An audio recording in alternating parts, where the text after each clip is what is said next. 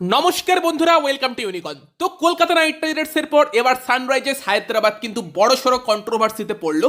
আর এটাই হয় যখন একজনকে দেখে আরেকজন শিক্ষা নেয় না। তো সেখানে কলকাতা নাইট রাইডার্স মুস্তাফিজুর রহমানকে নেওয়াতে অনেক কন্ট্রোভার্সি হয়েছে। দেন মুস্তাফিজুরকে ব্যান করে দেওয়া হয়েছিল এবং সেখানে কেকেআর থেকে রিলিজ করে দিয়েছে। এখন অবধি কলকাতা নাইট রাইডার্স তার রিপ্লেসমেন্ট নেয়নি। রিপ্লেসমেন্ট কে আসবে সেই নিয়ে কথাবার্তা হচ্ছে। ফ্যানেরা জিজ্ঞেস করছে কবে আসবে।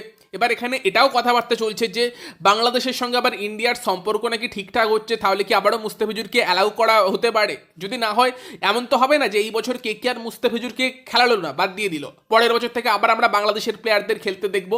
সেটা হলে কেকেআরের জন্য তো ফেয়ারও নেই ব্যাপারটা। সেই সঙ্গে একটা আলোচনা তো একদিকে চলছেই, উল্টো দিকে ছিল 100 অকশান। এবার এই 100 অকশান নিয়ে অনেক দিন ধরে কন্ট্রোভার্সি চলছিল। তো 100 হচ্ছে বেসিক্যালি তোমার ইংল্যান্ডের কম্পিটিশন আইপিএল এর মতো, এবং সেখানে আইপিএল ফ্র্যাঞ্চাইজিদেরও দল আছে।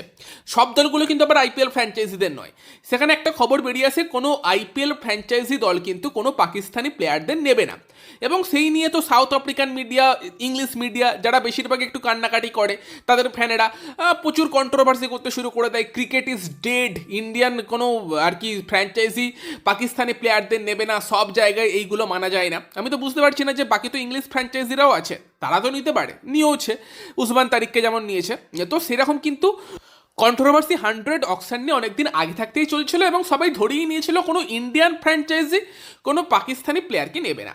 এবং সেই জায়গাতে এসেই চমকে দিল সানরাইজার্স লিডস, যেটা অবভিয়াসলি সানরাইজার্স হায়দ্রাবাদ কাভ্যা কিউটির দল। এবং সেখানে কাভ্যা মডন বসেছিল। আমার খারাপ লাগছে যে কাভ্যা মডন বসে বসে এরকম করলো। তো সেখানে প্রথমত তারা উসমান তারিকের জন্য ইন্টারেস্টেড ছিল, পরে উসমান তারিককে না পেয়ে কিন্তু তারা আবরার আহমেদকে দলে নেয় এবং তারপর থেকে শুরু হয় কন্ট্রোভার্সি। হওয়াটাই স্বাভাবিক ব্যাপার যখন একটা পাকিস্তানি প্লেয়ারকে একটা টিম দলে নিচ্ছে। এবার এমন নয় যে কলকাতা নাইট রাইডার্স এই কাজ করেনি, কেকেআরও করেছে। সিপিএল এ কেকেআরের দলে কিন্তু মোহাম্মদ আমির এবং উসমান তারিক ছিল। তবে পরে কলকাতা নাইট রাইডার্স সেটা শুধরে নেয় এবং আইএল টি20 দলে কিন্তু উসমান তারিককে সাইন করালো। পরে কিন্তু উসমান তারিককে বাদ দিয়ে দেয় কলকাতা নাইট রাইডার্স। সেই জায়গাতে কলকাতা নাইট রাইডার্সের ফ্র্যাঞ্চাইজি আবুধাবি নাইট রাইডার্স, তারা কিন্তু পীযূষ চাওলাকে নিয়ে আসে। তো সেখানে পাকিস্তানি প্লেয়ারদের বাদ দেয়। পরে আইপিএল অকশনে আবারও বাংলাদেশি প্লেয়ারকে নিয়ে কন্ট্রোভার্সি শুরু হলে তাকেও কেকেআর ছাড়তে বাধ্য হয়। কিন্তু এখানে ব্যাপারটা হচ্ছে, কেকেআর যে প্লেয়ারগুলোকে নিয়েছিল তারা কোনোদিন ভারতকে কটাক্ষ করে কোনো কথা বলেনি। যদি মুস্তাফিজুরের কথা বলি, সে তো কোনোদিন কোনো কন্ট্রোভার্সিতেই জড়ায়নি। একদম শুরুতে প্রথম ম্যাচে ছিল বোধহয় তার কেরিয়ারে মহেন্দ্র সিং ধোনির সঙ্গে ধাক্কা লেগে যাওয়া। বাকি তো খুবই শান্তশিষ্ট প্লেয়ার, ভদ্র প্লেয়ার। তবে তাকেও বাদ দিতে হয়েছে কারণ বাংলাদেশের কিছু মানুষ খুবই উগ্রপন্থী কার্যকলাপ করেছে এবং তার সঙ্গে সঙ্গে বাংলাদেশের গভর্নমেন্টের সঙ্গেও ভারতের গভর্নমেন্টের খুব একটা সুসম্পর্ক ছিল না সেই সময়টায়। এবং সেখানে দাঁড়িয়ে সেই কারণে মুস্তাফিজুর রহমানকে ছাড়তে হয়েছে এবং শাহরুখ খানকে প্রচুর।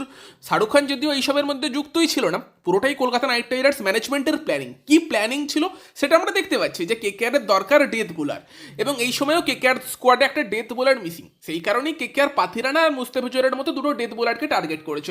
Simple cricketing tactics. তবে দেন কন্ট্রোভার্সি কী হচ্ছে সেই নিয়ে অনেক কথাবার্তা আমরা বলেছি, সেই নিয়ে আর নতুন করে কিছু বলার নেই। কিন্তু এই জায়গাতে সানরাইজার্স হায়দ্রাবাদের দল সানরাইজার্স লিডস যেটা করেছে, তারা তো প্রথমত পাকিস্তানি প্লেয়ারকে নিয়েছে। তবে সেই পাকিস্তানি প্লেয়ারটার নাম যদি উসমান তারিক হতো বা বাবার আজম হতো বা যদি তোমার শাহিন শাহ আফ্রিদি হতো, তাহলে না যতটা কন্ট্রোভার্সি ক্রিয়েট হতো আবরার আহমেদকে নিয়ে তার থেকে অনেক বেশি ক্রিয়েট হয়েছে। কারণ আবরার সেই সমস্ত প্লেয়ারগুলোর মধ্যে একজন যারা কিন্তু ভারতের সৈন্যদের বা ভারতকে মক করেছে। এবার তার সেলিব্রেশন আছে ঘাড় ব্যাঁকা টাইপের, সে যে যা খুশি সেলিব্রেশন করতে পারে মাঠের মধ্যে। বাট আবরার আহমেদ কিন্তু অভিনন্দনকে মক করে একটা পোস্ট করেছিল এবং তার সঙ্গে সঙ্গে মানে এই প্লেয়ারগুলো আবরার আহমেদ, হ্যারিস রব বা একটা প্লেয়ার আছে ফাহিম আশরফ, এই প্লেয়ারগুলো ওপেনলি সোশ্যাল মিডিয়াতে ইন্ডিয়ার এগেনস্টে হেড পোস্ট দেখিয়েছে। তো তারপরও সেই টাইপের একটা প্লেয়ারকে দলে নেওয়া, উসমান তারিককে দলে নিলে হয়তো এই ব্যাপারটা হতো না, কন্ট্রোভার্সি অবশ্যই হতো। সেটা কিন্তু আরও আগুন লাগিয়ে দিয়েছে এবং সব মিলিয়ে কিন্তু ভালো রকম ক্রিটিসিজমের সামনে পড়েছে সানরাইজার্স দল, সানরাইজার্স ম্যানেজমেন্ট, কাভ্যা মরণ। এবং তারই সঙ্গে আমরা দেখতে পাচ্ছি যে সানরাইজার্স লিডসের টুইটার অ্যাকাউন্ট পর্যন্ত সাসপেন্ড হয়ে গিয়েছে। এবার এখন কিছু পাকিস্তানি জ্ঞান দিচ্ছে যে এই সব ভারতীয় ফ্যানেরা এরকম করে, ভারতীয় ফ্যানেদের মানসিকতাই এইরকম। বাট এই পাকিস্তানিগুলোই কিন্তু যখন রহমানুল্লাহ গুরবাজকে সাইন করিয়েছিল এই বছর পিএসএলে, তখন কিন্তু রীতিমতো তারাও বিরোধিতা করছিল, যেহেতু পাকিস্তানের সঙ্গে আফগানিস্তানের সম্পর্কও ভালো নয়। যদিও পরবর্তীকালে গুরবাজ নিজেই পিএসএল এ খেলবে না বলে জানিয়ে দিয়েছে। তো সেটাই ব্যাপার যে এবার পাকিস্তানি প্লেয়ার নিয়েছে, এমন প্লেয়ার নিয়েছে যে অলরেডি ভারতকে মক করেছে, সেই নিয়ে কিন্তু রীতিমতো কন্ট্রোভার্সি ক্রিয়েট হয়ে আছে। আমার মনে হচ্ছে যে অনেকটাই চান্স বেশি যে আবরারকে লাস্ট অব্দি ছেড়ে দিতে বাধ্য হবে হয়তো সানরাইজার্স লিডস, না ছাড়লে আরও কন্ট্রোভার্সি বাড়বে। এবং এই সব কিছুর মাঝখানে কিন্তু কাভ্যা মরণকে রীতিমতো ব্যাকলাস ফেস করতে হচ্ছে, হওয়াটাই স্বাভাবিক ব্যাপার।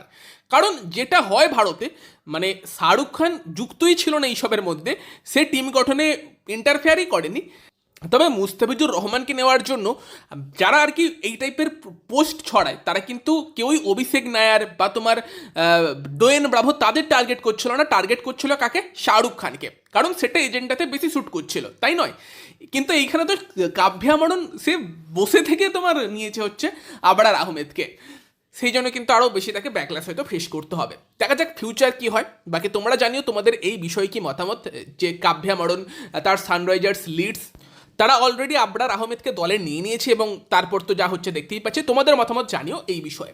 বাকি কিছু আইপিএল আপডেটস নিয়ে কথা বললে, আইপিএল দলগুলো এবার আস্তে আস্তে অনেক আপডেটস দিতে শুরু করেছে, যেখানে কিন্তু জার্সি অনেক দল রিভিল করছে এবং সেখানে কিন্তু পাঞ্জাব কিংসের একটা নতুন ধরনের জার্সি আমরা এই বছর দেখতে পেতে চলেছি। তোমরা স্ক্রিনে দেখতে পাচ্ছ পাঞ্জাব কিংসের নতুন জার্সি, বাট জার্সিটা তোমাদের কেমন লাগলো কমেন্টে জানিও। আমার মনে হয় একটু ডিফারেন্ট কিছু ট্রাই করতে পারতো। সেই নীল লাল কম্বিনেশনটা আমরা দিল্লি ক্যাপিটালসের ক্ষেত্রেও দেখতে পাচ্ছি, তোমার পাঞ্জাব কিংসের ক্ষেত্রেও দেখতে পাচ্ছি। ওদের নীল বেশি লাল কম, এদের লাল বেশি নীল কম, বাট অনেকটা একই টাইপের লাগছে। যদি একটু সাদার কিছু আনতে পারতো, হোয়াইট আনতে পারতো, আমার মনে হয় এই জার্সিটা আরও বেশি ভালো খুলতো। বাকি তো বলতে গেলে লখনৌ সুপার জায়েন্টের জার্সি রিলিজ হয়েছে, সত্যি বলতে কি আমার অতটাও ভালো লাগেনি।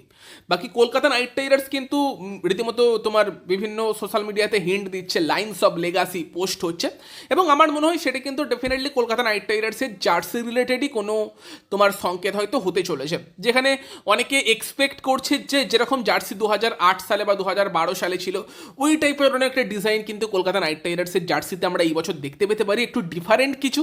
দেখা যাক সেখানে কলকাতা নাইট রাইডার্সের নতুন জার্সি কীরকম হয়, সেই দিকে আমাদের নজর থাকবে। কেকেআর অ্যাটলিস্ট হতাশ করো না, ভালো একটা জার্সি বানাও, সেটাই চাইবে। কারণ কলকাতা নাইট রাইডার্সের যে পার্পেল গোল্ডের কম্বিনেশনটা যদি ঠিকঠাক বানাতে পারে না, জার্সিটা দারুণ খুলবে। আমরা অনেকবারই দেখেছি কলকাতা নাইট রাইডার্সের ভিন্টেজ জার্সি, দেখা যাক কলকাতা নাইট রাইডার্সের নতুন জার্সিটা কীরকম হয়। বাকি লাস্টে গুজরাট টাইটান্স নিয়ে কিছু আপডেট দিলে, গুজরাট টাইটান্সও কিছু মুভমেন্ট করেছে তাদের কোচিং স্টাফে, যেখানে কিন্তু একটা বড় খবর এটাই বেরিয়ে আসছে, ম্যাথু হেডেন তাকে কিন্তু Gujarat Titans as a batting coach তাদের স্কোয়াডে নিযুক্ত করেছে। তো ম্যাথু হেডেনের আর কি গুজরাট টাইটান্সে যোগ দেওয়াটা একটা বড় খবর অবশ্যই। তবে তারই পাশাপাশি বিজয় দাহিয়া, যাকেও কিন্তু আমরা অনেক দলের সঙ্গে কাজ করতে দেখেছি, তাকেও কিন্তু গুজরাট টাইটান্স তাদের স্কোয়াডে নিয়ে এসেছে অ্যাজ এ অ্যাসিস্ট্যান্ট কোচ। তো সেই জায়গাতে কিন্তু গুজরাট টাইটান্সও কিছু ম্যানেজমেন্টে পরিবর্তন অবশ্যই করেছে। তো বন্ধুরা, এই আপডেটগুলোই তোমাদেরকে এই ভিডিওতে দেবার ছিল। ভিডিওটা ভালো লাগলে ভিডিওটাকে লাইক করে দিও, শেয়ার করে দিও, তোমাদের মতামত কমেন্টে জানিও।